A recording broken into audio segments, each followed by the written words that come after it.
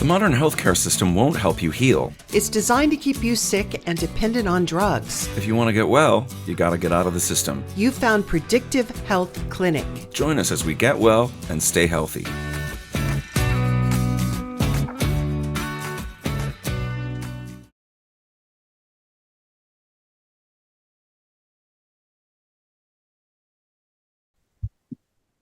Thanks for joining us, folks. Our guest today is Shefaly Ravula, who I got to interview on Dr. Ovadia's podcast a couple of years ago, and have always wanted to have her back. Shefaly, welcome to the Predictive Health Clinic. Thanks so much for having me. I'm excited to be here. All right. As you know, this is a tightly focused, tightly scripted show. We try to address a single health issue and give folks actionable steps they can take to address it. So, what one specific health issue do you want to address today? Let's talk about constipation. Oh, man, there we go. Okay. That's highly focused. All right. So why are we talking about this particular issue? What got you interested in that particular area? Okay. I'm glad that you haven't had this topic discussed yet. So I figured, it's pretty common. So many people have it and then so many people don't. But I got interested in it really from my background in conventional gastroenterology, run-of-the-mill regular gastroenterology practices. And that's where I have most of my medical training in. And really, that's just every day, at least half the patients, chronic constipation or new constipation. There's an algorithm for new constipation that's very different than chronic constipation. And I think I'm interested in it beyond just conventional gastroenterology because gut health is now very trendy, popular, and important, probably because of the heavy emphasis on the microbiome and sort of the recent research and discoveries about it. People are really excited about it. So I'm interested in it beyond just conventional gastroenterology because there ought to be a lot more done for it than, just slapping on constipation medications. Yeah, that leads to the next question. What's probably, if you could say, the most popular misconception about chronic constipation? Oh, that it's okay and normal and that having a bowel movement once or twice a week is fine. Wow. Or even every other day is usually it's not optimal. You can live with it and it's, not going to be super necessarily detrimental to your short-term longevity, but it's not optimal.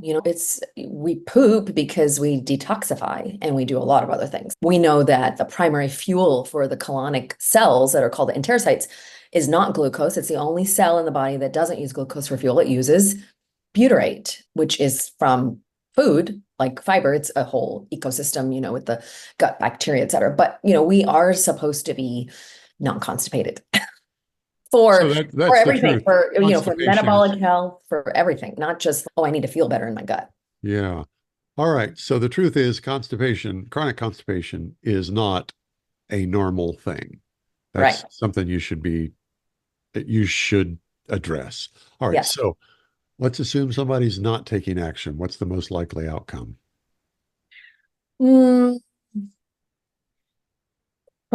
Other chronic diseases, chronic illnesses, are quite possible. I can't say that we have any proof to say that untreated chronic constipation leads to this outcome, like, in a published literature or anything like that.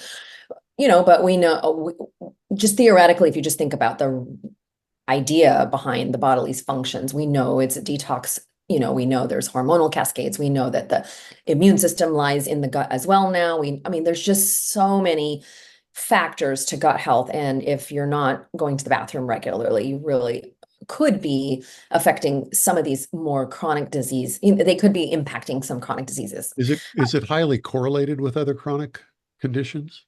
No, not necessarily. We think of colon cancer being attributed somewhat to low fiber diets. And then you think of low fiber diets not great for evacuating your bowel movement appropriately. Now, not everybody can tolerate fiber, but that's a whole other subject.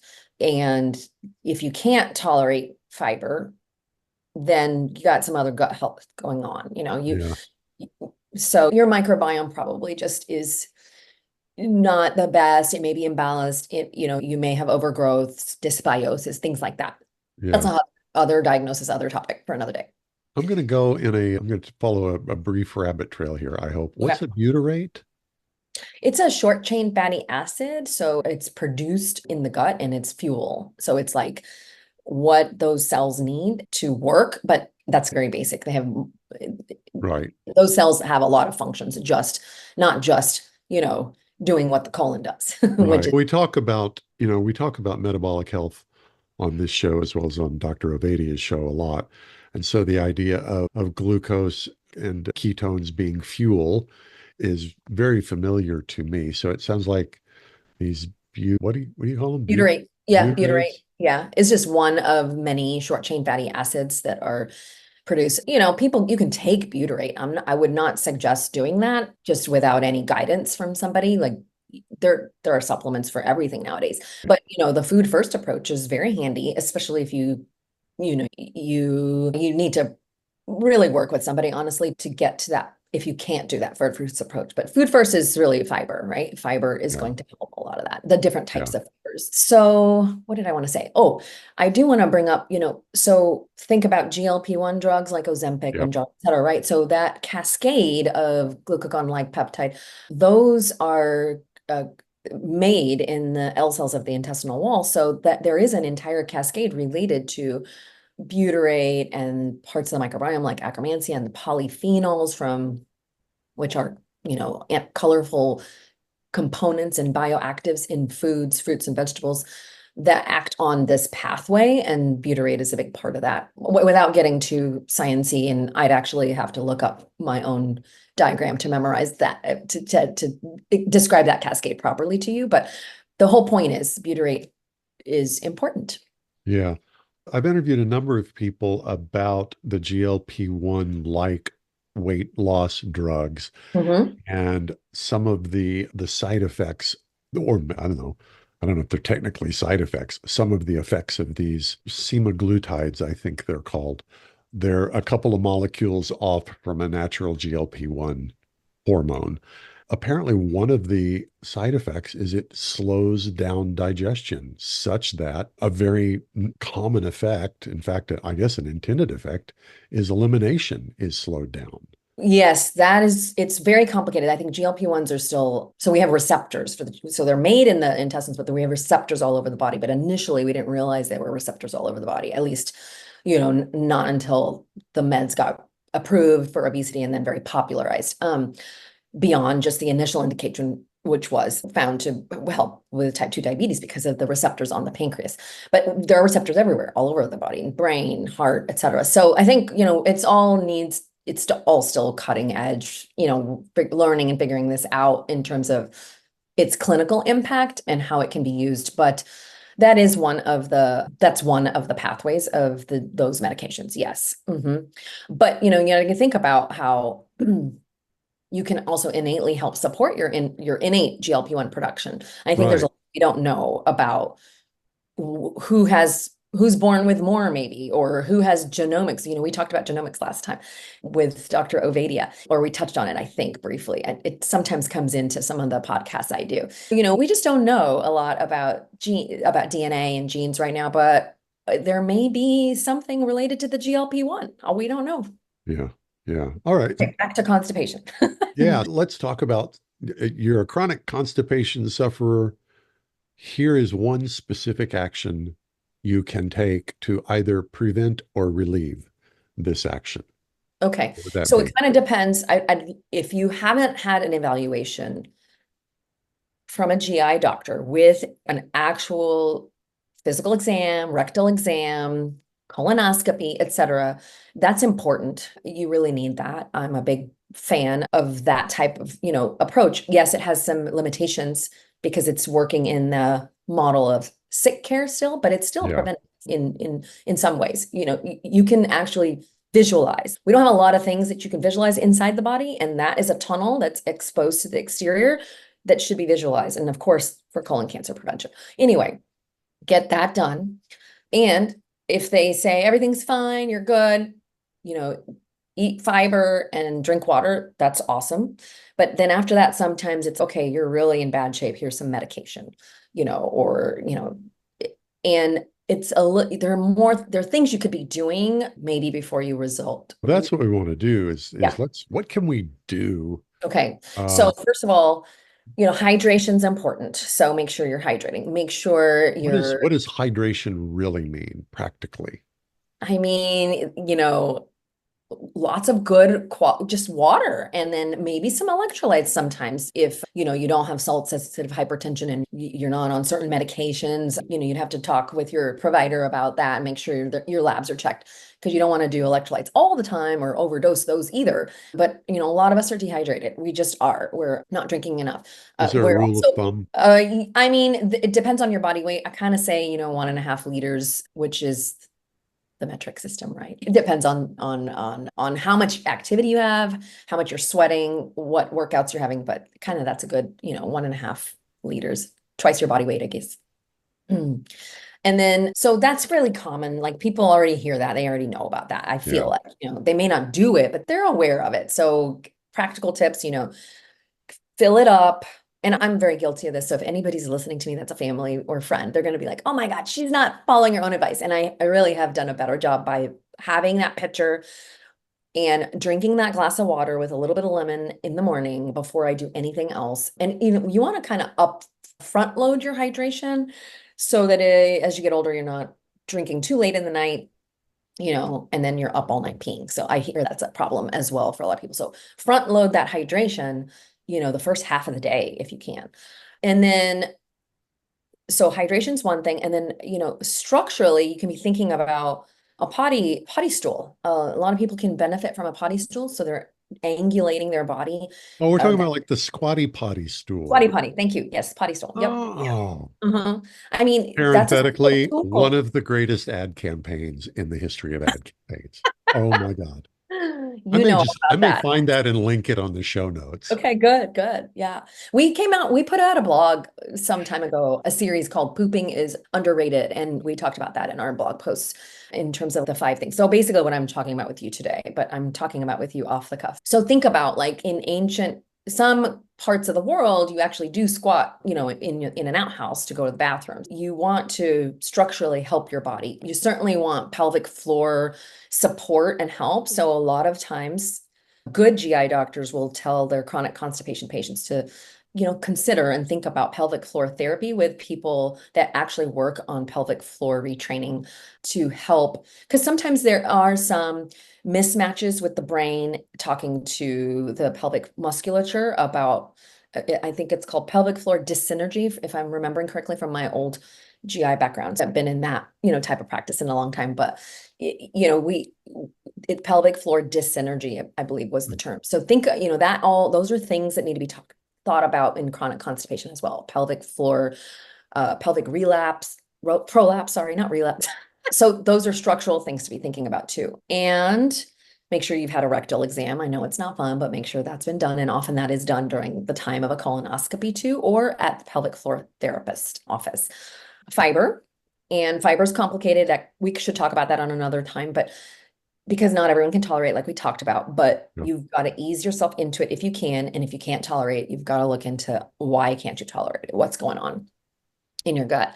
Oh, okay. Let's talk about how there are a lot of people that do use laxatives, and there are different types of laxatives. So all laxatives are not the same, and some do cause problems and aren't the healthiest laxatives to use. And besides that, they are a band-aid approach, right? So if Yeah. you're just at this point in this journey of chronic constipation and you absolutely can't have the bowel movement, you may be needing some form of laxative that a GI doctor will prescribe you, or a prescription. But really, you want to ask those questions of, okay, what am I doing for my gut health? And when can I do this exploration in maybe with a functional medicine practitioner, naturopath, whatnot, that's thinking a little bit from a root cause approach. Sure. Yeah. That's what we want. Yes. Let's look at it from a root cause and fix the problem, or even better, as a predictive health clinic, take steps to prevent what could be coming if we don't do something other than what we're doing. All right, 100%. let's talk about your work in particular. Okay. Common complaints, common compliments. Common complaints and okay, I love that. Common complaints. Okay, brain fog, lack of energy, weight. And so that's 1/4, 1/3. And then 1/3 is I kind of don't have a lot of issues. I feel fine, but I really want someone that knows labs well, knows longevity, knows metabolic health. I need my labs showed this, but I feel fine. This is that example of high cholesterol, high lipids, maybe told you're pre-diabetic. Maybe you don't even know if you're pre-diabetic. So that's a good percent of our population. So they are not coming in with a physical complaint all the time. Sometimes they have that too. And then the other third is gut. And sometimes we do have gut overlapping all of it. So gut symptoms would be recurrent diverticulitis. IBS is Oh a big boy. one. Chronic constipation, acid reflux. I don't want to be on this proton pump inhibitor my whole life. Can you help me? Fatty liver is a big one because that's kind of goes along with gastrohepatology, but really is a metabolic disease. Gastrohepatology? Gastroenterology, hepatology. So the field of in GI, we see a lot of fatty liver, but there's a subspecialty of hepatology, liver disease. Okay. All right. Yeah, yeah, Got it now. yeah. Okay. So what about compliments? What do people say when they follow what do they tell you after they've They followed love it. your Yeah. I mean, we're very lucky and blessed to have people that actually take the time to write us Google reviews and fill out testimonials. And I just love these people are people. I mean, I really get to know them. So I think so they get their outcomes. They have a 3, 6, 9 month goal that's listed out before they work with us. So they, I would say 8 out of 10, 9 will achieve the 3 and the 6 month, and then the 9 months, sometimes it depends. That can get a little tricky. Sometimes that takes longer. People feel heard and they feel aware. Those are the top two things that I think. That's not what they tell me. But if you're asking me, what are they telling me? what are they telling you? Yeah, they're telling me I feel okay. My migraines are completely gone. I'm off 4 migraine medications. I no longer have eczema.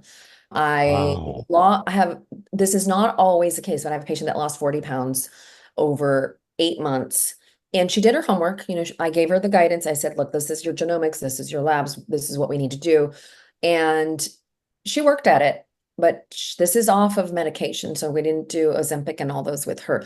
We do provide those in some cases if we need to, but we really do that in a very nuanced approach. But in this case, I'm just remembering her because she just graduated from our program. It wasn't just her weight going down because that's not everything, right? It's your body composition is what matters. So her DEXA, I mean, her muscle mass went up, her visceral fat went down, and her sub-Q fat went down. Like every single beautiful marker that I look at was, so yeah. So we had that. She had great energy. She had stopped some of the, I guess, the noise around her in terms of not necessarily only food addiction, but I think there's a lot of awareness that comes into play in working with someone that is listening to your whole story. And, we're going back in time where I want your preconception story onwards. So I'm preparing for my patient this afternoon and, that's what I've got it all mapped out, color coded. It takes me a long time to go through that, but We've got 2 more questions. okay. Question, and this is normally the last one, but I'm going to ask a follow-up. Okay. So this is our wrap it all up in a nice little with a nice shiny bow. If you could deliver your health message and you only had at most 8 words to deliver it, what would that message be? Okay, so I didn't count the words, but I was thinking my overarching message to just anybody, because I do very personalized work, so I can't go tell this person, oh, you go take, vitamin B6. I'm not going to tell your public that because I don't know them and I don't know their labs and their biochemistry and genetics. But I think data and input drive behavior change and awareness. Is that more than 8? It's pretty close. Data and input drive behavior change. I think that's right at it. Drive behavior change and awareness. You know what? That will stimulate questions, which is actually a very effective advertising approach, marketing approach, creates curiosity. Oh, good. I didn't know Data that. and input drive, say it again, data and input, Data and inputs, which are the same thing. inputs. You could shorten that. Drive behavior change and awareness, or drive awareness. That's going to be an interesting headline. All right, the unplanned question was, so do you provide online coaching or in-person coaching, or I'm not sure I know what your practice is anymore Yeah, since. you did ask that, and I don't think I answered the question. So thanks for Yeah. bringing that up again. We are virtual. We're a virtual telehealth practice in the state of Texas, and it's a medical practice because it is under my medical license. So that is how we order labs, interpret them, prescriptions if needed, etc. So anyone can see us. We have packages that are like single packages where you just get your lab package done and a visit, or a genomics package, or we do a full shebang gut health package, which is a much longer package. For anyone outside of Texas, we have services for those people too that are very similar, and we can get some labs done in different types of ways for those people. All right. And The how do coaching, folks, there is coaching included. So we have a health coach in the practice that helps people also. So you have health coach visits in the practice as well. Yeah. very good. So how do folks find out more about you? Okay, we used to be called Precision Metabolic Health when we first opened, and it's a lot of syllables. Yes, So it is. we changed it to, your marketing, maybe you can help me. We changed it to PGH, Precision Gut Health. And we still see metabolic health, again, like I said, they're both intertwined. So it's still the same practice, it's just a new name. And all social Precision media is Precision Gut Health too. Precision Gut Health. All Yeah. right, very good. Yeah. Well, we'll make sure that information shows up in the show notes so folks can contact you if they have more questions and want to know more. Yeah, Shefaly I love Ravula, it. Yeah. thanks for being with us. Thank you so much. Loved it. I love short Q&A talks like this. So yeah, happy to do it again. All right. Okay. We'll talk Bye. again soon. Bye-bye. Okay. Are you a healthcare practitioner eager to escape the grind of corporate medicine? Are you ready to make a massive difference in your world? Listen up. We are the Wizard of Ads. For 40 years, we've created dominant brands in a variety of industries. Now, we're bringing our magic to healthcare. We're seeking one extraordinary healthcare practitioner to help us build the first national brand in direct primary care. If you think you could be that person, let's talk. Email us at health@wizardofads.com. Tell us why you think you're the one. That's health@wizardofads.com.